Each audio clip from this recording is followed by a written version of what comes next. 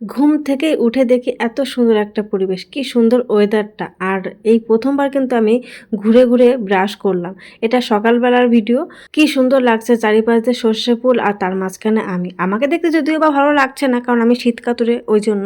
দেখো ব্রাশ করে এই যে চলে এসেছি পিঠে খেতে। দেখো আমাকে আমার শাশুড়ি কতটুকুনি পিঠে দিয়েছে, আর আমার হাজবেন্ড মানে তার ছেলেকে কতগুলো পিঠে দিয়েছে। এখান থেকে এটাই বোঝা যায় যে বৌমা কখনো মেয়ে হয় না আর শাশুড়ি কখনো মা হয় না।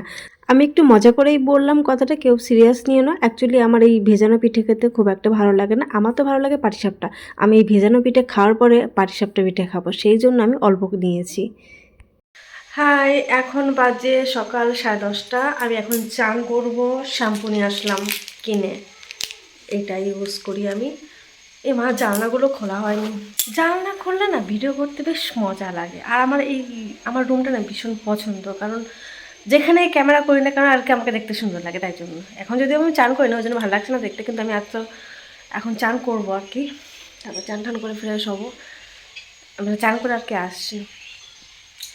আর আজকে আমি চলে যাব বাড়িতে। আজকে আমি বাড়ি যাব। আমার তো বেশ মজা লাগছে, কারণ আমি বাড়িতে যাব। বাড়ি থেকে বোনের সাথে অনেক অনেক মজা করব আর অনেক অনেক ভিডিও শেয়ার করব।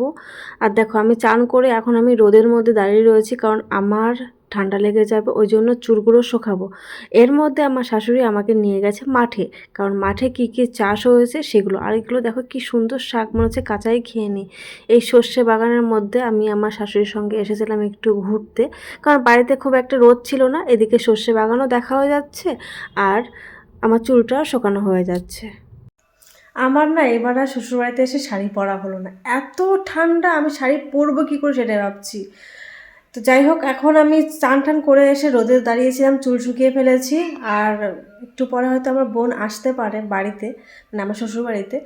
তো দেখি কি হয় কি না হয় সব শেয়ার করব।